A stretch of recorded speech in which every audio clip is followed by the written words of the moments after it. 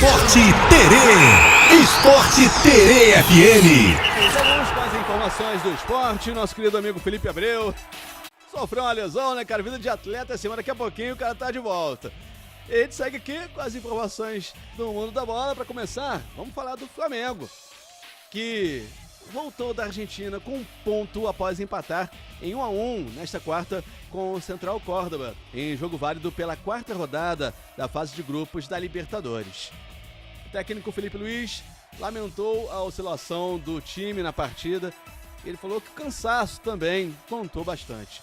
Agora, a grande verdade é que o Flamengo começou muito bem, né? E acabou caindo de produção e tomou o empate no segundo tempo. Podia ter saído com uma vitória de lá e ia ficar mais tranquilo, com certeza, né?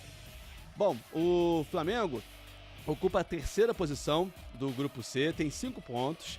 LDU é a primeira colocada com 8, também com 8 pontos. Central Córdoba vem aí em segundo. O Flamengo agora tem 2 jogos em casa, né? A situação até tranquila, mas não pode bobear. Porque se ganhar os outros jogos, vai ainda a 11 pontos. Consegue chegar a 11 pontos, tem que secar um pouquinho, né, dos outros times, mas encara a LDU, confronto direto, já na próxima rodada.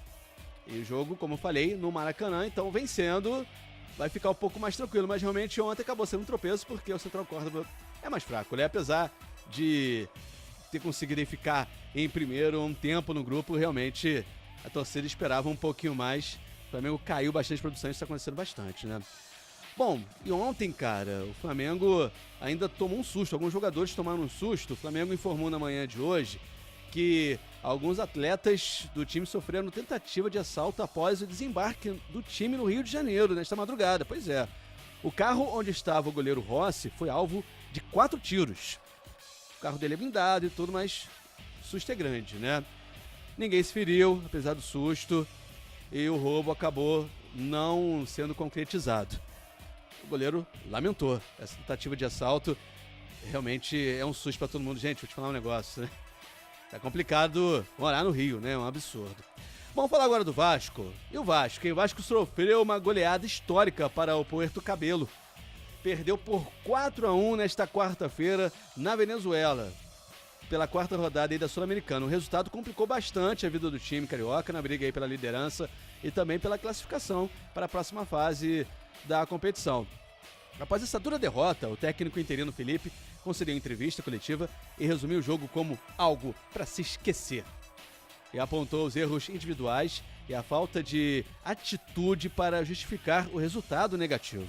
Ele falou várias vezes, falta de atitude, muitas vezes mesmo. Tá na bronca aí o técnico interino. Realmente foi uma goleada dura, né? E essa goleada, além desse duro golpe aí pro Vasco, também significou o fim de uma escrita para o Cruz Maltino. Essa foi a primeira derrota sofrida para um time venezuelano em jogos oficiais na história. Que coisa, né? O torcedor tá chateado. Foi realmente um duro golpe, uma vergonha, né? Isso é verdade. Olha só, no grupo G, grupo que o Vasco tá, o Lanús é o primeiro colocado com 8 pontos. O Vasco tá em segundo com 5, né? Só que o que acontece? Vai encarar o Lanús depois, fora de casa, e aí o último jogo das fases de grupos faz em casa. A situação realmente não é legal, né? O negócio é vencer, mas a situação anda meio complicada aí pro Vasco. O Vasco tem 5 pontos, então tá em segundo no grupo G da Sul-Americana. Agora informações do Botafogo. Nem mesmo a vitória aí do time sobre o Carabobo na última terça-feira pela Libertadores foi suficiente aí para apaziguar os ânimos da torcida. As dificuldades do Botafogo frente a um adversário inferior em termos táticos, técnicos e até físicos irritaram os torcedores. Na verdade, o torcedor já está irritado há muito tempo, né? Alguns usaram as redes sociais para pedir a demissão de Renato Paiva, contratado no fim de fevereiro. Uma ideia permanece clara no alvinegro. O clube não fecha os olhos para a pressão vinda aí das arquibancadas e da torcida, mas ao mesmo tempo entende que ela não tem espaço no cotidiano e nas análises internas do Botafogo. Então, continua com respaldo o técnico Renato Paiva. Também John Textor entende, né, que a culpa não é só do técnico, foi culpa do planejamento. Ele chegou aí só depois E aí realmente demorou muito pro Botafogo iniciar o planejamento esse ano e agora tá pagando caro. Essa é a verdade, né? E o Fluminense encara em La Paz hoje o San José, em jogo válido pela 4ª rodada da fase de grupos da Sul-Americana. A bola rola às 9h30 da noite. O Fluminense aposta novamente aí no time reserva na competição.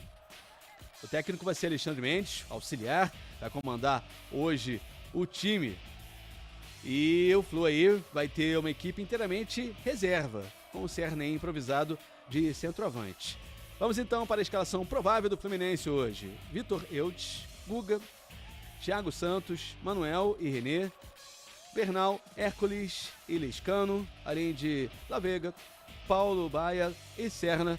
Essa é a provável escalação do Fluminense, que encara a altitude hoje, joga em La Paz, na Bolívia, e encara o San José. Jogo válido aí pela 4ª rodada da Copa Sul-Americana. O Fluminense está no grupo F, está em segundo com 7 pontos. O Once Caldas é o primeiro colocado com 9. Só que o Once Caldas jogou ontem, né? Então já tem 4 jogos. O Fluminense vencendo hoje, vai para 10 pontos, assume a primeira posição e aí fica, claro, bem mais tranquilo. Amanhã a gente conta mais para você informações do mundo da bola, sempre aqui na Terê. Esporte Terê. Esporte Terê. Esporte Terê FM.